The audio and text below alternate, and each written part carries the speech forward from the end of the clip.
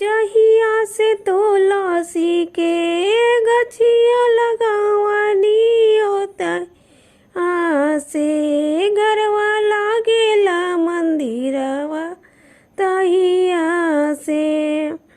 जहिया से तुलसी के गछिया लगावनी तहिया से गरवा लागेला मंदिरवा तहिया से।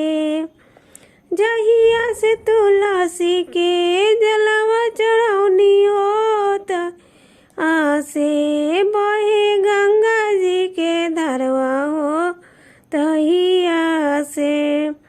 जहिया से तुलसी के जलवा चढ़ौनी होता या से बहे गंगा जी के धरवा होता आसे घरवा लागेला मंदिरवा हो या से।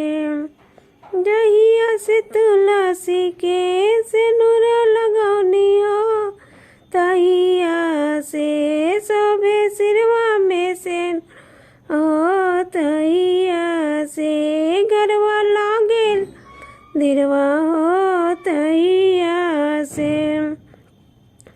जहिया से तुलसी के सिनुर लगौनी हो या से सोबे सिरवा में से नुरवा हो तहिया से घरवा लागेला मंदिरवा हो तहिया से।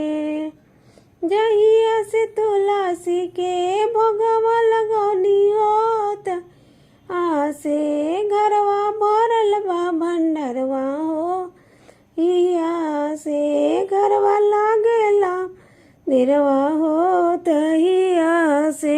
हिया से तुलसी के भोगवा लगौनी हो आसे घरवा भरल बा भंडरवा हो तहिया से घरवा भरल बा भंडरवा हो तहिया से घरवा लागेला मंदिरवा हो तहिया से।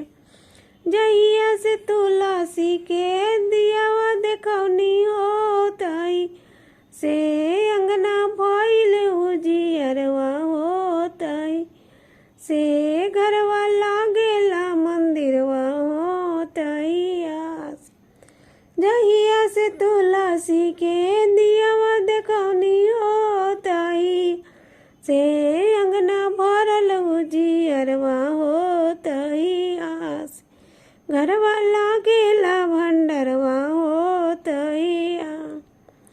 जहिया से तुलसी के भजन सुनौनी हो तहिया ए मनवा भइल खुशी हलवा हो तहिया से दिलवा भइल खुशी हलवा हो तहिया से घरवा लागेला मंदिरवा